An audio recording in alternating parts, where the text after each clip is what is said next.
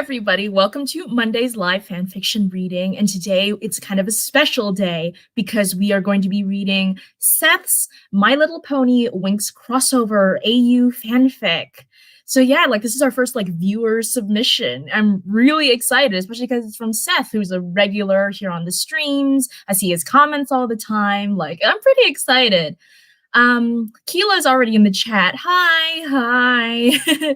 Alrighty, I'm gonna give everybody a few minutes to kind of stream into chat.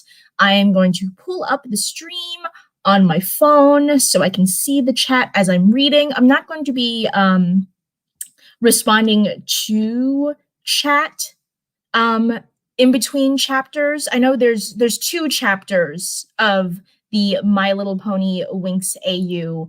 I read the first chapter ahead of time. But the second chapter that Seth posted just yesterday, I haven't prepared it ahead of time because he only just posted yesterday. And I'm here. Hi, Seth. Hi. Yeah, we'll be reading your fanfiction shortly. But yeah, I just because that chapter was posted just yesterday, I didn't have time to prepare it. Read through it and kind of as an actor, just prepare my script or whatever. But yeah, okay, we're about a minute and a half in.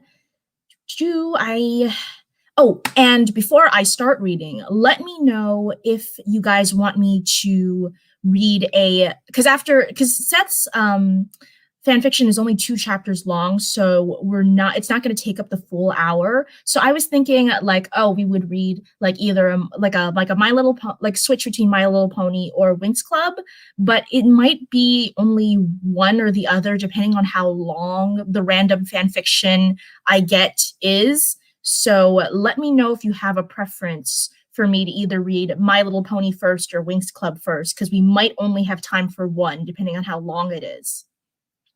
But okay, let's get started. So, chapter 1, A New Beginning. We start our story in a castle on a cliff that overlooks its city. In the halls of castle, we hear a pair of regal heels approaching a room. We see an ethereal-looking woman enter the castle library with towering shelves and a mess of books everywhere, all concentrating into a pile slightly in the corner by the window that replaced the wall. Twilight Sparkle, are you in here? Celestia said, entering the room. The pile of books bins to stir and reveals a girl with purple hair, glasses, and unicorn attire. She fixes her glasses and says, "I'm up! Princess Celestia! I didn't realize you were in here." Twilight, why are you in here alone and not out with your friends? Celestia said with her calm, soothing voice.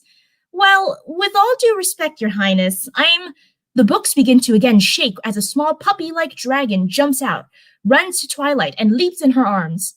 I'm not alone. I have Spike here with me, and I have no friends. The people you see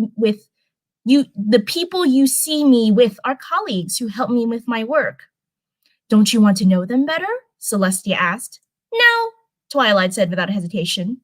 I only need them for my work. Celestia sighs. Is that all you needed me for? Twilight asked. No, Celestia replied. I came to ask for a favor. What do you need? An old friend of mine wanted to know how I was doing as a teacher, so I told her I'd send my best student to show far I've come and chose you. Me? I'm your best student, Twilight? Twilight said sarcastically. Indeed, and I also believe you can learn a lot with her, so you are up for the challenge. Indeed, Your Majesty, then you leave in a week. Prepare your things. It's the day of the departure, and out of the castle stable doors flies starry Pegasus with fiery mane pulling a carriage into space. Inside that carriage is Twilight reading up on her destination while Spike sleeps in her book bag. Althea School for Fairies on the planet Magix. So this is where I'm going. Althea, a school that was once castle made solely by the first fairy Arcadia.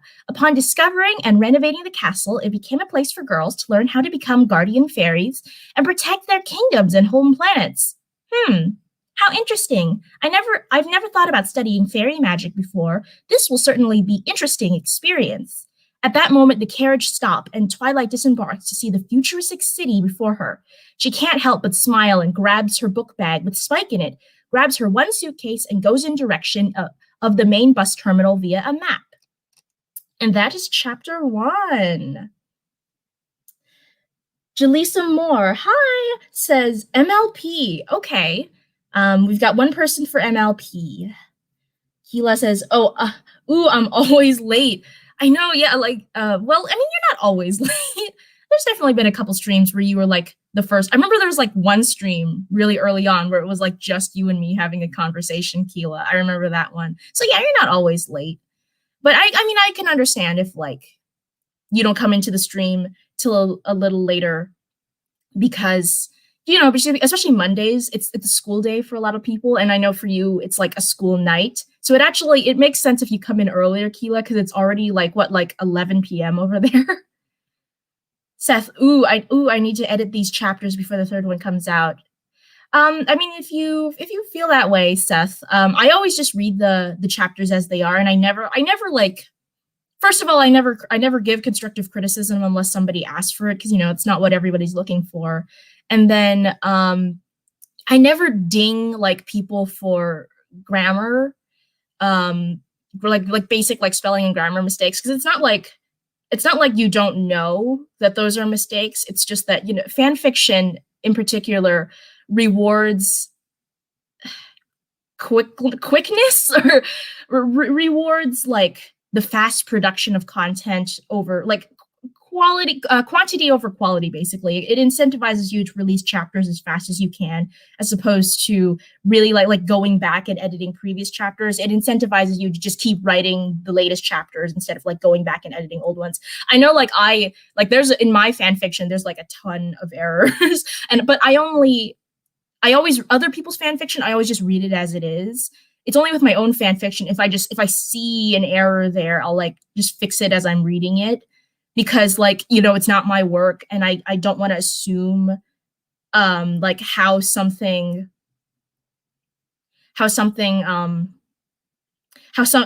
the author intended something to be, and so I don't want to like change it and make an assumption based on what I'm thinking, because that might not be what the author is thinking. Seth says, oh no, not the story, the flow of conversation. Oh, you mean like this paragraph separation? Or just like how the conversation flows? But anyway, let's go on to chapter 2.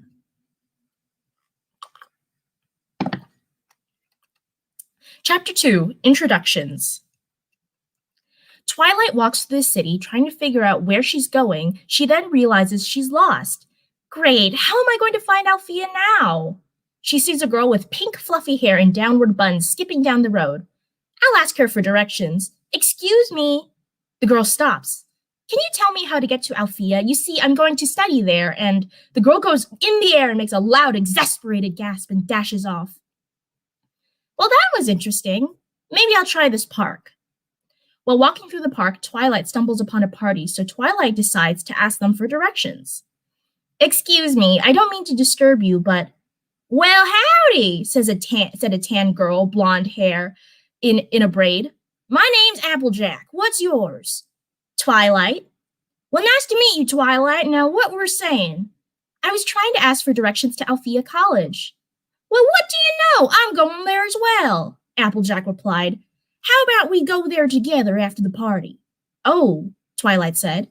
But you see, I need to be early, so... So you won't stay for brunch?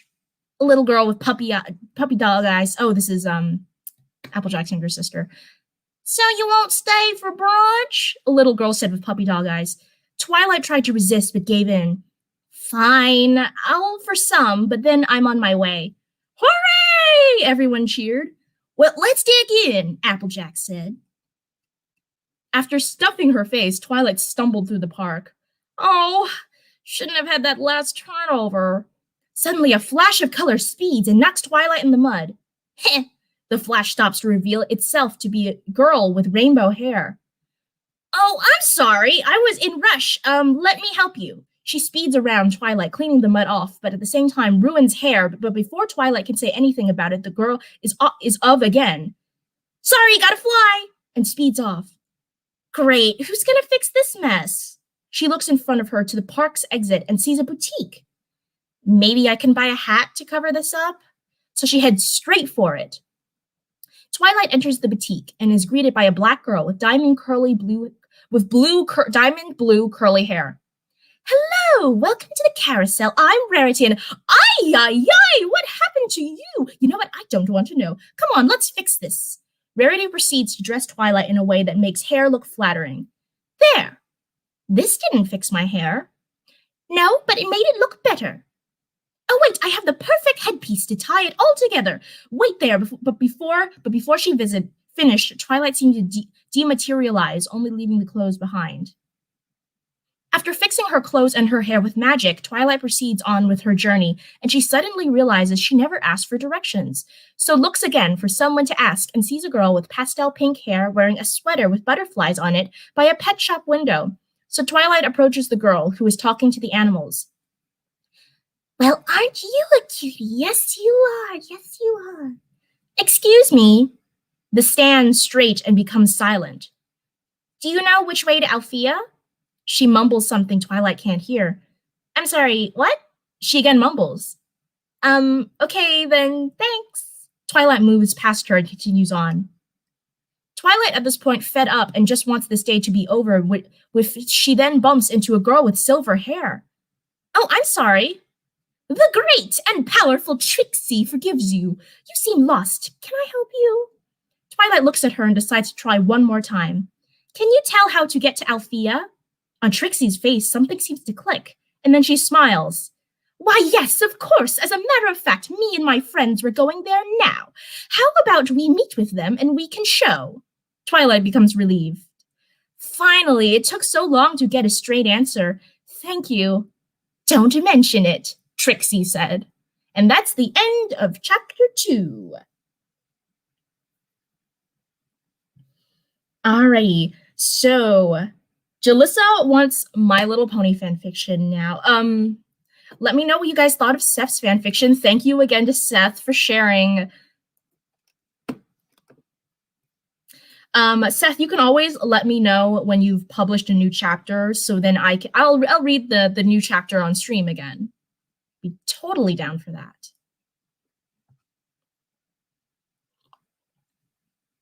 So I think we're just going to go on fanfiction.net as we usually do. And My Little Pony would be under cartoons. Yeah, it's the top 3. It's the third to the top one with 31,000 fanfictions.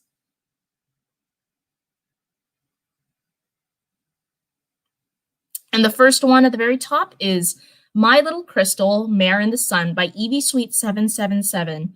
Rarity Belle is stress-out unicorn student of Princess Luna, but one day she gets word that Daybreaker has escaped her sun prison and is going to bring havoc. However, instead, she is sent into the Crystal Empire to prepare for the Lunar Moon Festival. There, she is greeted by tons of new ponies. Can Rarity stop Daybreaker in time or the day last forever? Okay, I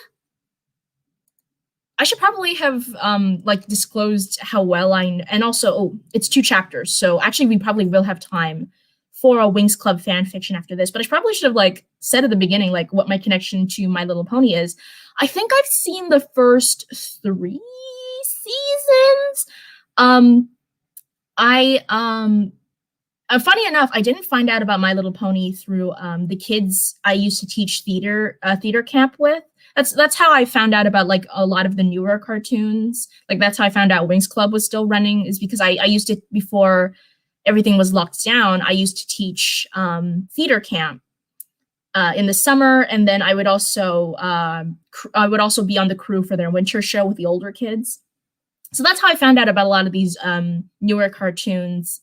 I think after Winx Club, I might review Miraculous Ladybug, which is a lot of episodes too. So that might take a while. So that's gonna be way down the road because I'm not even done watching all of Winx Club yet. But yeah, these newer cartoons I know because I taught children's theater before everything locked down, and hopefully my theater camp is actually gonna open up for the summer.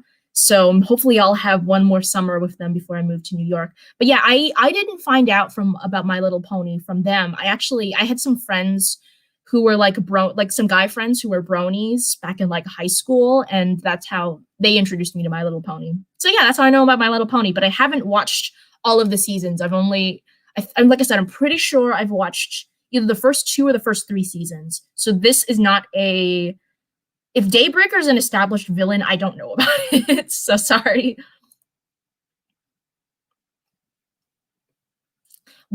So yeah, this is My Little Crystal Mare in the Sun by Evie Sweet 777. Once upon a time, in the magical land of Equestria, there were 2 regal sisters who ruled together and created harmony for the land.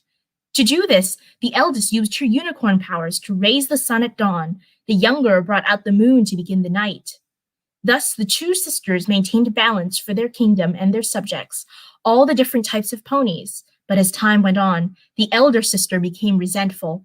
The ponies frolicked and relaxed in the night her younger sister brought forth, but shunned and worked through her beautiful night.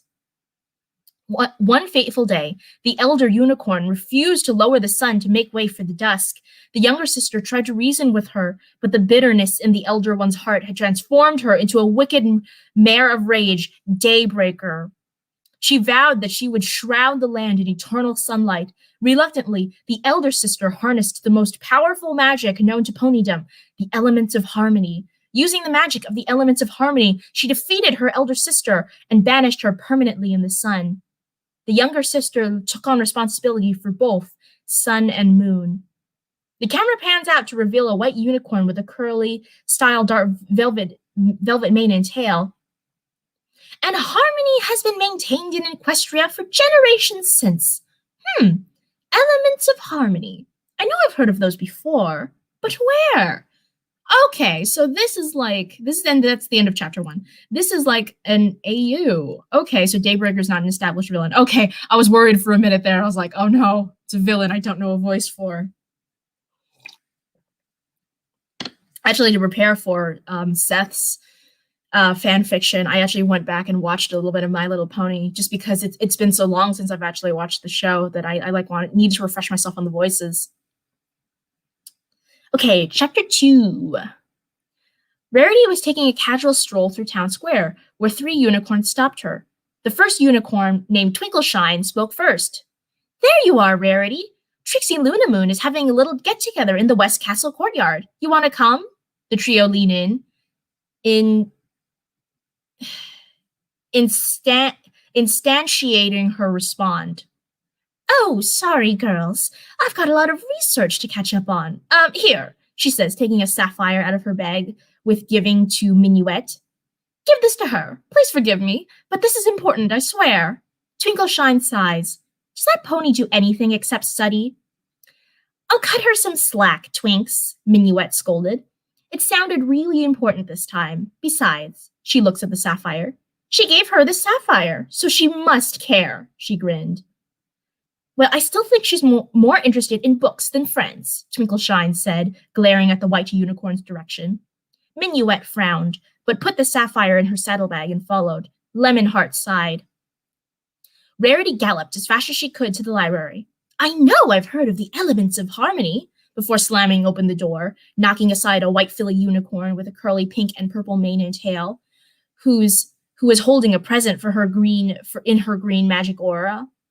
Sweetie Belle, Rarity calls out. Sweetie Belle, Sweetie Belle.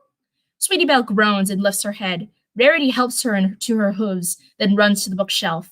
There you are. Quick, help me look for that old copy of Predictions and Prophecies. She spots the gift, punctured by Sweetie's horn. What's that for? Sweetie Belle prides it off and looks at the crumpled gift. Well, it was a gift for Moondancer, but... A squeak is heard as a teddy bear fell out. Oh, sweetie, I don't think we have time for that sort of thing, Rarity apologized. But we're on a break, the filly protests. She was ignored as Rarity picked through all of her books. No, she groans before yelling. Sweetie Belle, find anything yet? Thankfully, the white filly had found the book. It's over here, before teleporting next to Rarity. She takes the book. Ah, thank you, and leaves Sweetie Belle to pick up the fallen books. Elements, E. Aha! Elements of harmony, see? Mare in the sun. Sweetie Belle raised an eyebrow. Mare in the Sun? But that's just an old pony's tale. Rarity checked the book for more detail. Mare. Aha! The Mare in the Sun, myth from olden pony times. A powerful pony who wanted to rule Equestria. Defeated by the elements of harmony and imprisoned in the sun. Legend has it that on the longest night of the 1000th year, the stars will aid in her escape, and she will bring about daytime eternal. She gasps. Oh no! Sweetie Belle, do you know what this means? Sweetie Belle denied before falling, but not before being caught in her sister's aura. No, whoa! When she was put on the ground, Rarity ordered, Take a note, please, to the princess. Okie dokie, Sweetie Belle squeaked. My dearest teacher, my continuing studies of pony magic have led me to discover that we are on the precipice of disaster, Rarity stated overdramatically. Sweetie Belle interrupted. Hold on. She stuttered.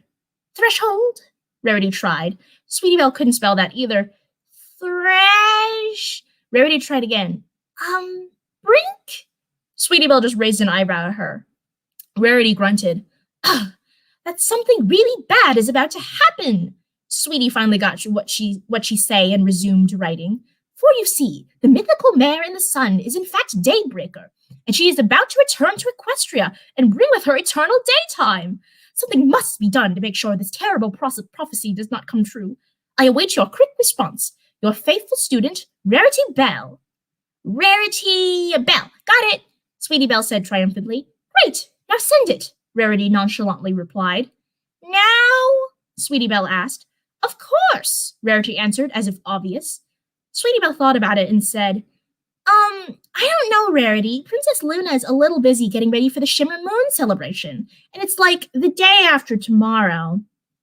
That's just it, Sweetie Belle. The day after tomorrow is the 1000th year of the Summer Sun celebration. It's imperative that the princess is told right away, Rarity explained, worried and stressed. Impera. Sweetie tried writing, but before Rarity stressed, fully shrieked, Important! Throwing the filly aside by accident. Sweetie Belle got up from her spot, a little annoyed from being cast aside a second time.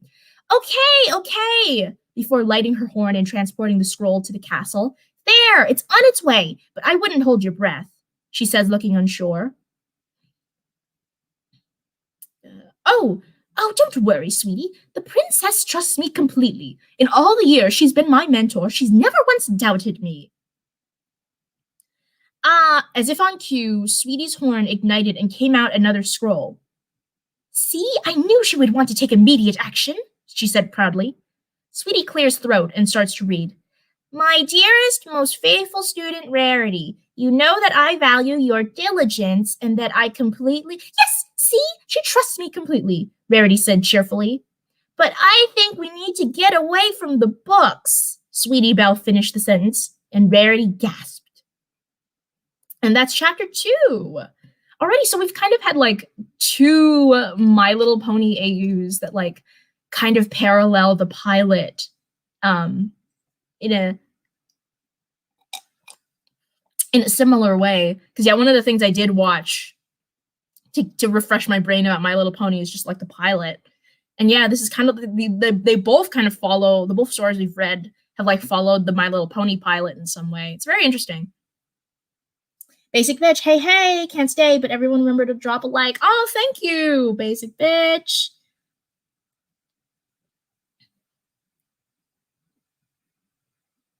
Alrighty, so now that we've got My Little Pony fanfiction, let's move on to a Winx Club fanfiction.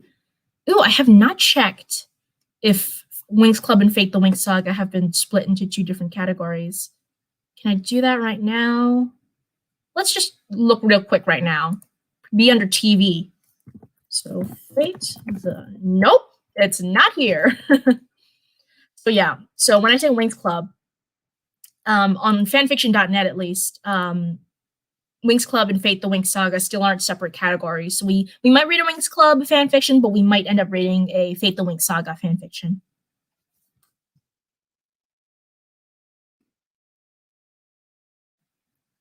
Oh my god, you guys. The first one up top is Even a Witch by Legendarium Keeper. Oh my god, we read this. We read this on the random Winx Club stream, like the last one. Okay, so I guess we're continuing Even a Witch. Alrighty, and this is probably going to take up the rest of the hour because it's 34 chapters. I'm not sure how long it was when we first read it.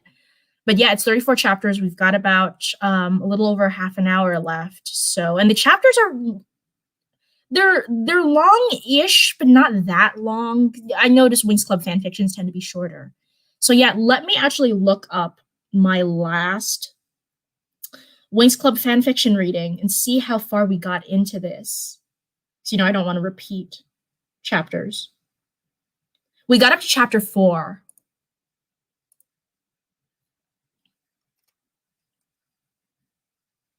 Let me pull the chat back up on this stream.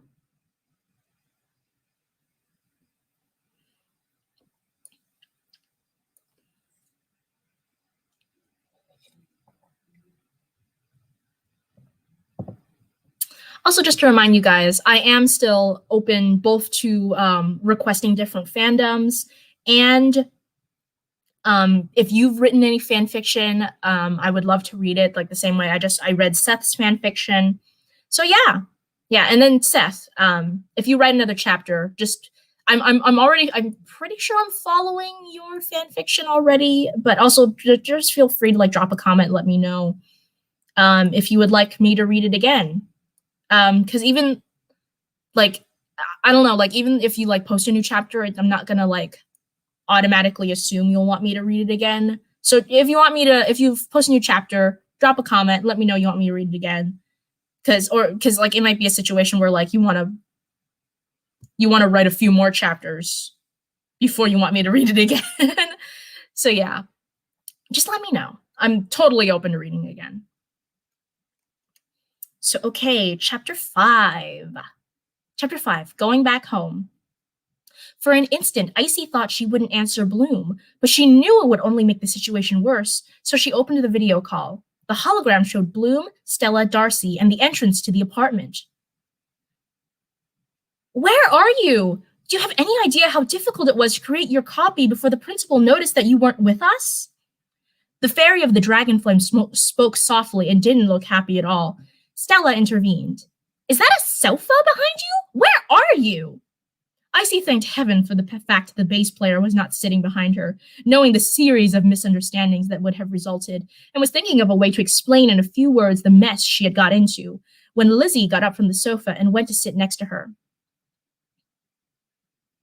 She's with us. Happy to see you again, she said, greeting the two fairies, who were stunned to see her. Instead, Darcy, who had no idea who Lizzie was, looked at them questioningly. At that point, Stormy also appeared, curious. And who would you be? Joe sat down next to Lizzie, while RJ and Josh settled behind them. Icy wasn't exactly happy about the turn the situation had taken, but she had to admit it. The stunned expression of the two fairies was really funny. A little laugh escaped her, to which Bloom glared at her. If the council catches you, you're done, Icy. How can you laugh? Icy turned serious and retorted, cold. Oh, I messed up. It's true. But I'm not in the wrong, even if the council finds out. The only fault that they could lay on me would be to have used magic to save my life and her life. She nodded her head towards Lizzie. Stella had not grasped the concept. Wait, you did what? Lizzie broke in again. 3 men tried to hook up with me, to put it mildly. Icy stopped them, but one of them was about to shoot her, so I froze his hand and gun. I think they will remember it for a long time, and I'm not sorry at all. Especially because they had tried with me during the concert. She saw Darcy turning almost as pale as she was. Was it when Sky stopped you? Asked Bloom, remembering the sharp look Icy had given her boyfriend a few hours before. Now she understood that it was not annoyance or resentment towards them. She believed he was one of the criminals.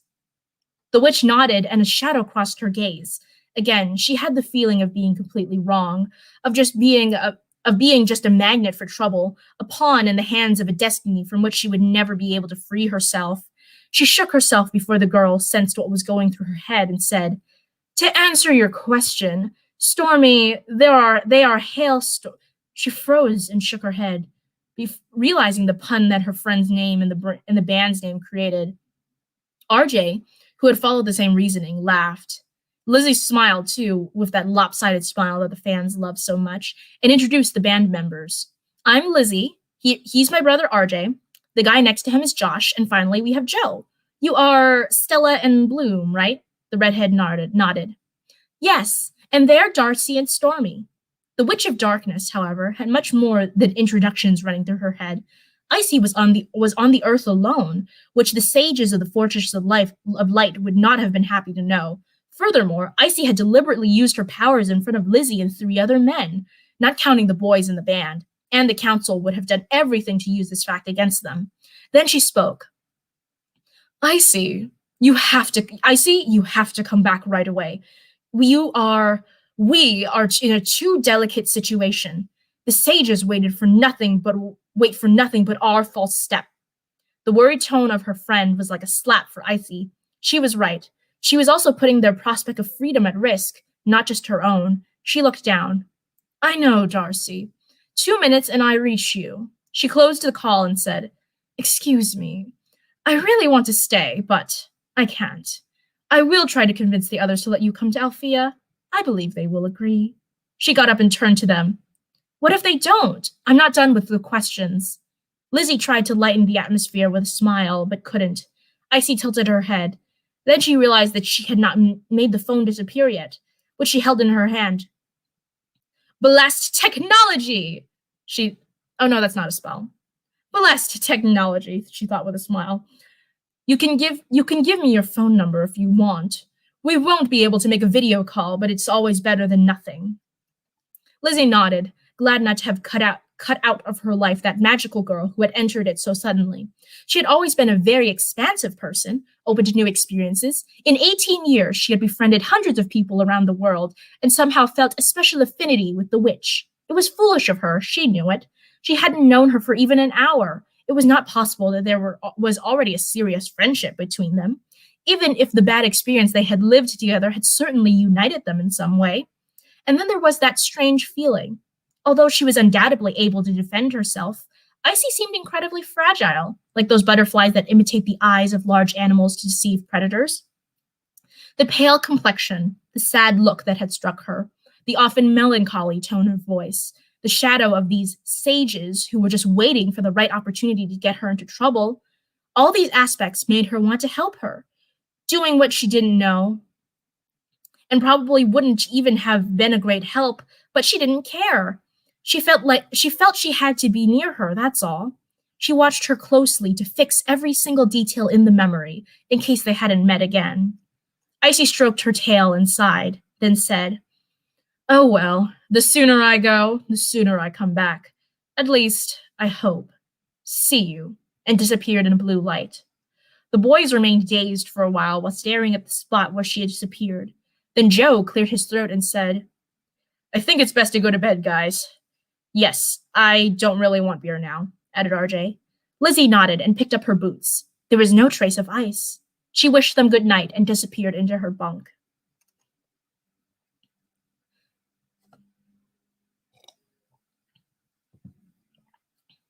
Icy reappeared in the living room of the apartment. The 4 girls were waiting for her, impatient. Darcy, Stella, and Bloom because they wanted details. Stormy because she wanted to check that she was whole and then go back to sleep. Icy couldn't stand their eyes and sat in an armchair. Without them asking her anything, she began to tell. She avoided making explicit the thoughts that had crossed her in the bathroom of the club and a little earlier. She didn't have the strength to talk about it. She was wrong. She was perfectly aware of it. But if only she thought of talking to someone about things that for years she had jealousy kept inside her. She felt a knot tighten her stomach and felt sick. Once her story was over, she looked up. "Couldn't we find a way to keep in touch? It's not fair to upset their lives like that and then come out of it without even looking back. That's why I accompanied Lizzie to the bus. And speaking of Lizzie," she smiled, "I can't get over the simplicity with which she got up from the sofa and came to sit beside me. She immediately accepted my being a witch. She didn't judge me for this. She struck me. She wasn't afraid of me, if not in the very first moment. After that, she behaved as if we had known each other for centuries. Darcy broke the river of words of the Witch of Ice. Hey, calm down. You two must get along well once in a while, right? I thought I had exhausted the positive events with the process, Icy retorted with bitter irony. The two fairies smiled and exchanged a knowing look, taking Icy's emotions less lightly. They had the feeling that the encounter with that woman would be a turning point in the witch's life. Perhaps thanks to Lizzie, Icy would finally be able to face the ghosts of her past and start over. They assured the witch that they would do everything they could to get Hailstorm into the college. Then, tired from the evening that had been so decidedly special, the five girls went to sleep. And that's the end of chapter 5. Okay, so who was here for the last random Winx Club fanfiction when we read the first 4 chapters of this? I know it might be kind of confusing if you're just jumping in now and weren't there for the last live reading, but I didn't want to go and repeat earlier chapters just because I've already read them. They're already in the backlog or in the archive. So I didn't want to go back. Oh, I probably should have read the description. Season 6 finale AU. What happens when sworn enemies have to live together? What happens when your life changes completely and you have to rebuild your identity? Note, out of character, seasons 7 and 8 are not considered. So yeah, let me know if you were here for the last time you read this. And do you remember it at all? Because for me, there's I still have it pretty clear in my memory, but there's a few details here and there that I'm need to refresh myself on. So okay, chapter 6, Awakening. Lizzie opened her eyes. The alarm clock was 7:45. She rolled over in bed and buried her face in the pillow, determined to lie still for a while. She had a strange feeling, as if she was forgetting something important. In fact, she remembered flashes of conversations about nonsense like... Her head shut up with eyes wide open. The men, Icy, their conversation... dream, as it had seemed at first, they had returned to being memories. She shoved her legs off the bed and walked to the wardrobe. She grabbed a pair of shorts and one of her light tank tops. It was terribly hot. Everything's normal. It's all absolutely normal. I've only known a witch, so what? Who knows how many there are around? Yes, around the universe. God, Lizzie, why won't you calm down? You can't even close a zipper. Finally, she managed to get the best out of the pants zipper and went to look for the rest of the band. She went back to the bunk's corridor and, of course, they sleep, she thought. Joe, RJ, and Josh still slept deeply. Before Lizzie could throw her brother, who was the closest, out of bed, Josh greeted her. Apparently, he was awake. Good morning, Liz. Good morning to you. Do you remember what happened last night too, or is it just a very vivid dream? Josh closed his eyes and folded his arms around his head, smiling. You talk about the golf game we had using the moon as a ball. It was a very vivid dream. If you refer to Icy and everything else, then it was reality. Lizzie staggered and leaned against the door. Josh looked at her in alarm. Liz? Lizzie, is everything okay?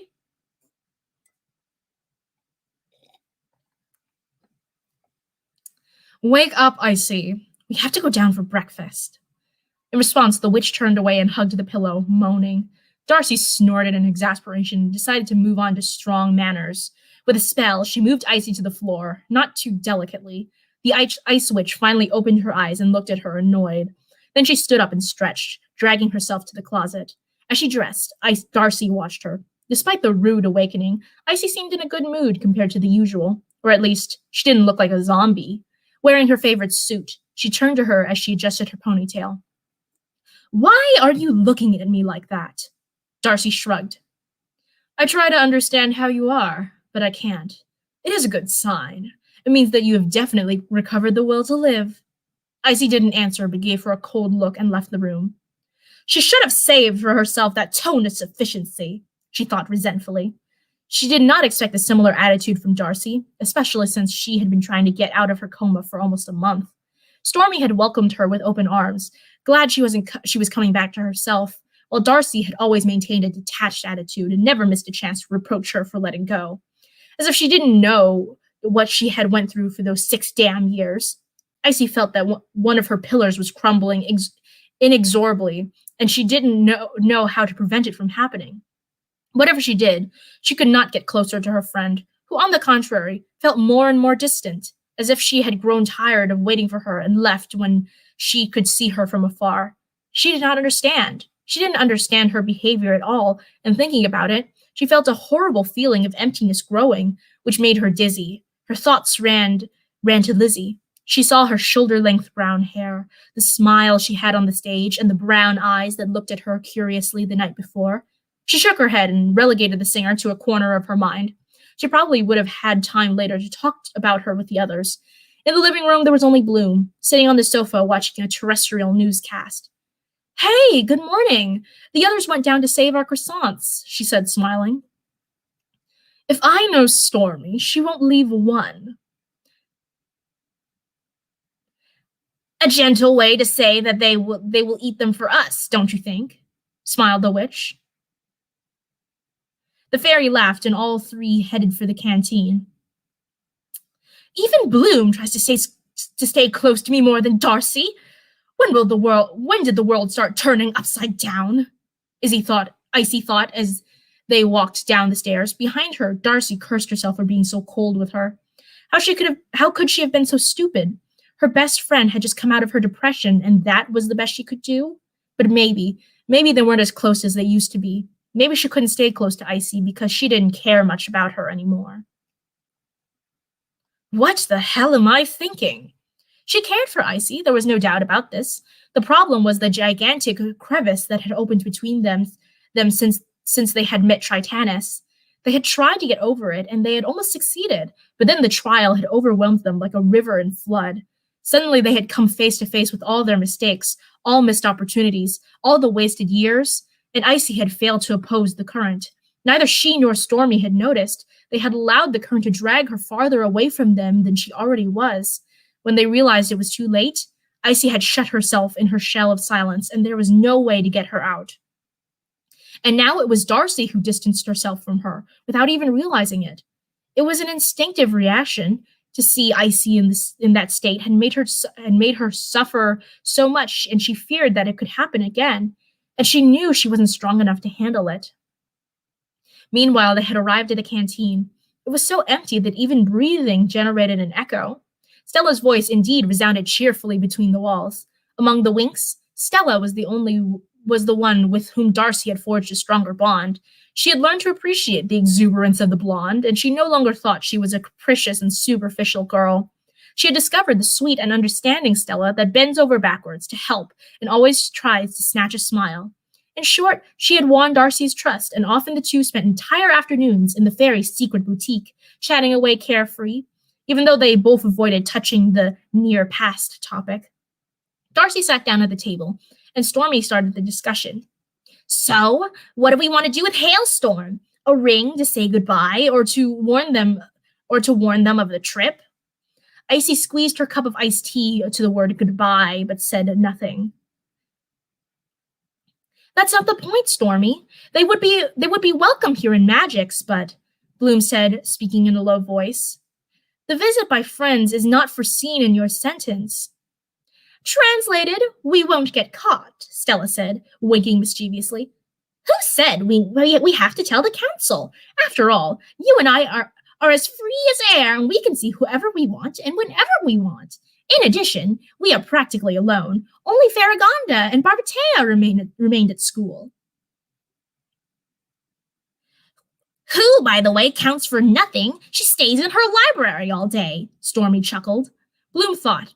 She didn't like doing things secretly, but if she wanted to help Icy, it was the only way to do it. In the end, it was nothing they hadn't already done. It was about letting 4 people enter and leave the campus without being discovered, practically the first rule they had learned to break after the curfew. "When do we do it?" she asked, smiling. Ooh, my voice is getting tired.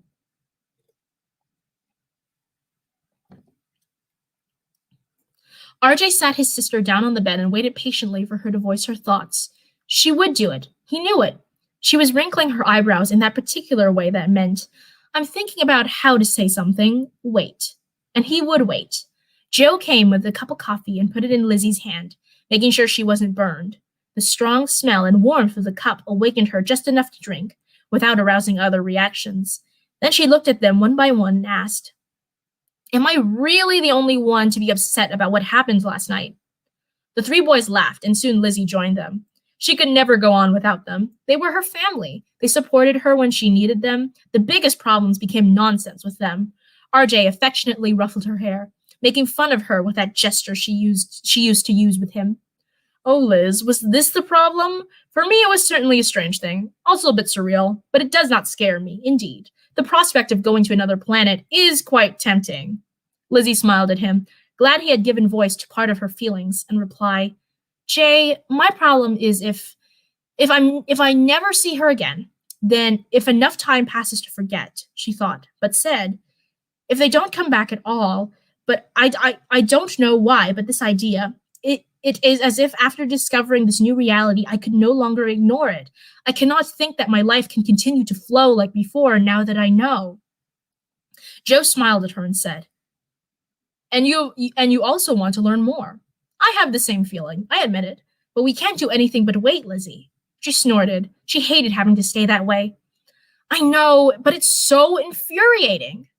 At that moment, the phone rang. The number was unknown to her, but it meant nothing. If she had saved the numbers of all the people who worked with her in the phone book, the phone would have gone out in protest. She answered and put her phone on speaker. Very quickly, guys. Are you busy in the afternoon?" Icy hadn't even given her time to say a word. She struggled to rejoice and took a few seconds to answer. "No, the afternoon is free. What?" "Perfect. Stella will come and pick you up at noon. Wait, they tell me the time zone is different. At 4, you're 2 hours ahead. See you later." And closed. RJ sneered. "It looks like a clandestine operation. Anonymous phone calls, appointments." Josh nodded. "Yeah, they must have some trouble over there." Someone knocked on the bus door. "Guys, move! The holiday begins only after the interview." Joe replied that they would arrive soon, and Lizzie said, not too loudly, "Not a word about last night with anyone, okay?" The boys nodded, and RJ said, "Of course not. I don't care to visit a madhouse." End chapter 6. Albert says, "Hey, just arrived. Hey!" We are reading a fanfiction I started reading in the last Winx Club fanfiction reading called Even a Witch by Legendarium Keeper. We read the first 4 chapters in the last live stream, and now we're continuing on just because like I've gotten this fanfiction 2 times in a row as just like the top one that showed up. So yeah, this is chapter 6, or was chapter 6.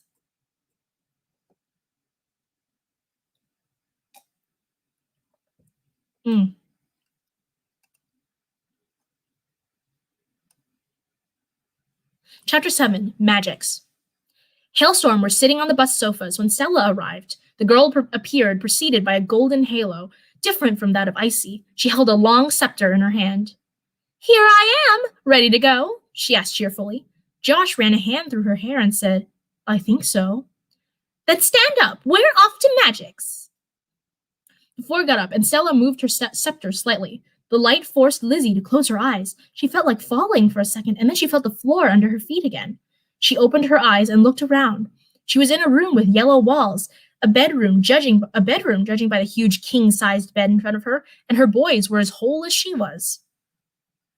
"Welcome to my room," said Stella, transforming the scepter into a ring and making it disappear. "The others are waiting for us in the living room. Come." The girl beckoned for them to follow her and join the others, who were comfortably waiting on the sofa. Is that just your room? It's almost as big as the bus," exclaimed Joe, following the blonde. Stormy said, "And you haven't seen upstairs. Anyway, nice to meet you." Darcy gave a strange look at RJ and giggled.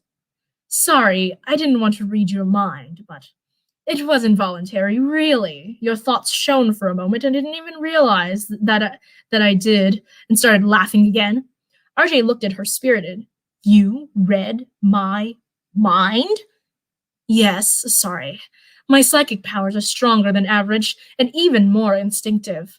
Stormy asked her, "I'm curious, though. What was so funny in his head?" "Nothing. He just thought that Bloom and Stella were also witches." Stormy doubled over with laughter, while Bloom, amused by the band's puzzled looks, came to their aid. "It is understandable," she said. They only knew Icy, but Stella and I are fairies. Ah, damn it. I never guess, apologized the red-haired boy. But it doesn't seem to me like you have wings on your back. Icy said something like that. The girls looked at each other and Stella said, Why don't we show him the difference? I'm in, Icy answered. She hadn't transformed in ages. Magic Winx! Bloomix! Stella and Bloom were enveloped by a respectively yellow and crimson light through which their shapes could barely be distinguished. Lizzie watched the metamorphosis in fascination and did not notice at all that the tricks had also transformed in the meantime. The transformation ended and Bloom and Stella reappeared in their fairy form. Wow, you looked like winged warriors. That's not exactly how I imagined fairies, but wow, Lizzie said. Yes, on Earth you seem to have strange ideas about fairies and witches, Icy observed, standing up. Lizzie turned to her and gasped. The girl was completely different. The heavy makeup gave her a threatening air. Her hair was gathered in different tails, and the dark blue dress gave her a vague impression of the Middle Ages. And those long sleeves, with those long sleeves down to the floor, but the skirt and the boots were decidedly modern. Overall, Icy seemed more adult. Darcy and Stormy had also transformed, proving that the Witch of Storm's cloud of hair was not that indomitable. Jo was the first to retrieve the word. Whoa! You are definitely different. Whoa! Let me try that again. Whoa, you are definitely different. Stormy tilted her head. Is it good or bad?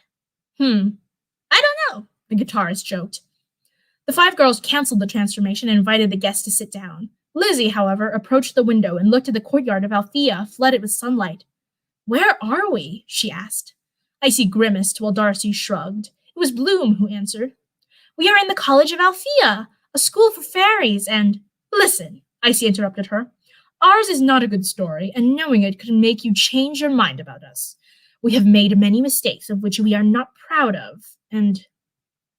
She stopped and closed her eyes for a moment. It is difficult to talk about it, at least for me. Feeling the bitter tone of the witch, Lizzie suddenly wished she had been wrong about the sorrow of the witch the night before. She looked at the other girls and saw that they all shared her concern, so she said, You don't need to tell us about it. If these are things that make you feel so bad, you don't have to share them with complete strangers. Lizzie, they are not personal or trivial things, replied Darcy. It's right that you know what we have done and decide accordingly whether or not we deserve your trust. RJ intervened. You don't even know us for that matter. Let's do this. Tell us what you need to tell us without going into details. If we still don't run away, we'll have plenty of time to get to know each other better. I agree with you, RJ, Josh said, and Lizzie added. As far as I'm concerned, after last night, I think I can trust you, Icy. But if you think there's something I need to know, go on. I doubt I'll change my mind. Icy looked at her gratefully, and Darcy began to tell. She told them when the ancestral witches had persuaded them to steal the dragon flame, how Lord Darkar had used them and then thrown them away when he no longer needed them, Valtor, and when Gavilion of the Fortress of Light had begun to involve them in his plots. She recounted that shortly thereafter, the ancestral witches had tracked them down and forced them to attack the Tree of Life, and when she arrived at Tritanus, she glanced at Icy, who had suddenly tensed up. The turnaround of the merman and the pact of the nymph Politea, up to the fact that a little less than a year before, when they met Selena, the fear of remaining in the legendarium forever in the trial, when she finally fell silent, followed some moments of silence. Lizzie was confused.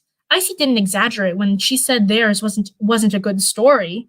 Darcy's summary had put her in front of an icy of which, according to her experience, she would never have suspected the existence. The altruistic and gentle girl of the previous evening was contrasted with the image of the cold and ruthless witch. Cold and ruthless. No, that was just a facade, she was sure. If Icy had really been like that, she surely wouldn't have helped her, not risking so much with the Fortress of Light. Furthermore, she still didn't know everything, which led her to listen to the 3 ancestral witches for the first time, for example. No, I need to know her better to decide, she thought, then break the silence.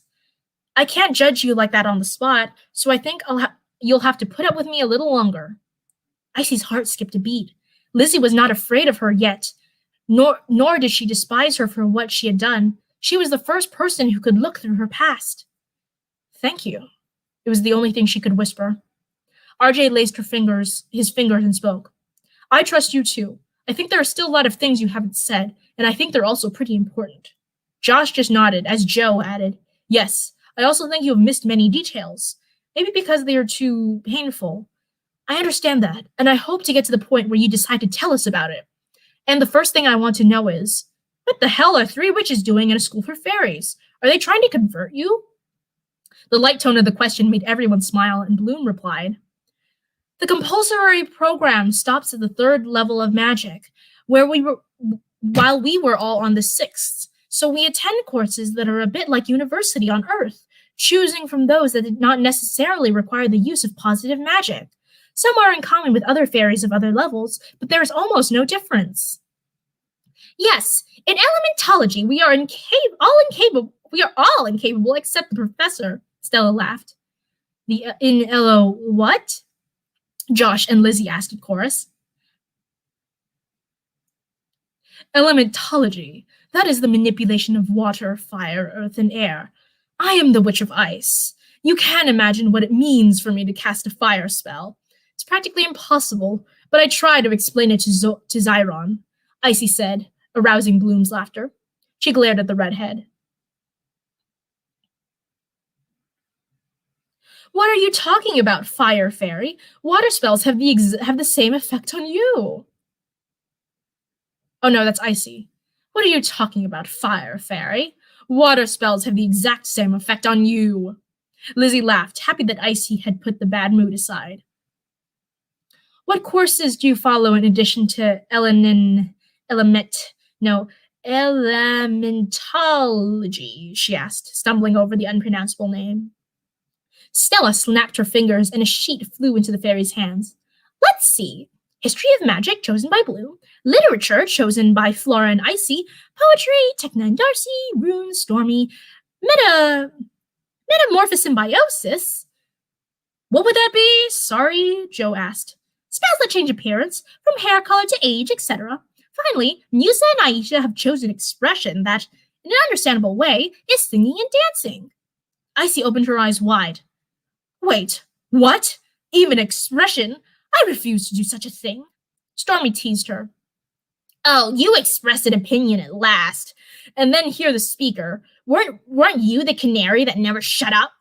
Icy replied with a solemn cushion, and would have gladly added another if Lizzie hadn't asked her, Did you like singing? I was just a child. So, I started playing drums at 5, and look at me now. I'm the drummer of a band that does world tours, laughed RJ. Come on, let me hear something, please, Lizzie said, reaching her hands as if in prayer. Icy laughed and shook her head, but then surrendered to the singer's pleading expression. All right, she said. Just a couple of verses. She thought of a song that meant a lot to her and started singing. This is a problem I had when we read the first chapters of Even a Witch. There's lyrics here, but there's no like rhythm to them. So I'll just read out the lyrics.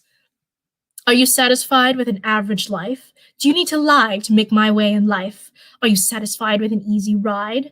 Once you cross the line, will you be satisfied? Lizzie was torn between admiration. The witch had a particular timbre, and despite seeing that she hadn't been singing for a long time, she was pretty good. And the questions. What did the song mean for Icy? Did she want to tell her that she was ambitious and rebellious, or had she just chosen a song she remembered well? Your voice reminds me of Lizzie's when you sing in a low tune, observed Joe. Thanks for the compliment, but I don't think so, the witch shielded herself. I heard her last night too, at least for a while, and I really don't think I can reach a similar level, not even if I tried. Oh, please, Lizzie snorted. Point 1, you have a gift. Your voice is very particular, and believe me, I have heard several. Point 2, if you like it, just do it. Don't care about what they think of you and have fun. The important thing is that you feel good about yourself. The others come later. The Witch of Ice smiled, and before she could respond, was interrupted by Joe, who asked the others, And you? How do you get away with singing? The afternoon passed serenely. None of their conversations touched on any more delicate subjects. They just got to know each other, the first step towards trust. Okay, and that's the end of chapter 7. Whew! We are right at 3 p.m., so I think I am going to end it here. My voice is a little tired. This is what usually happens during these fanfiction readings, I think. But I think I'm a little more tired than most. During this last chapter reading, I really couldn't hit Stella's the normal voice I give Stella. I don't know what's well, I do know what's been going on with me this past week or so. I'll probably talk about it in my writing Wednesday, but I've just been really low energy. I haven't been eating a lot. My sleep schedule has been really weird. Just everything's super duper off right now. So I'm not surprised that my voice got way more tired than it usually does. So yeah, thank you guys so much for attending. I'll give you guys another minute to say goodbye because I know there's a bit of a delay in the stream. But yeah, okay,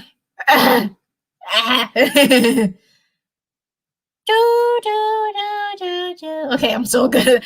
I always do vocal warm-ups beforehand, and usually after the stream is when I'll do 1 or 2 more just to make sure everything's okay. But yeah, okay. Thank you guys again, and I will see you next time.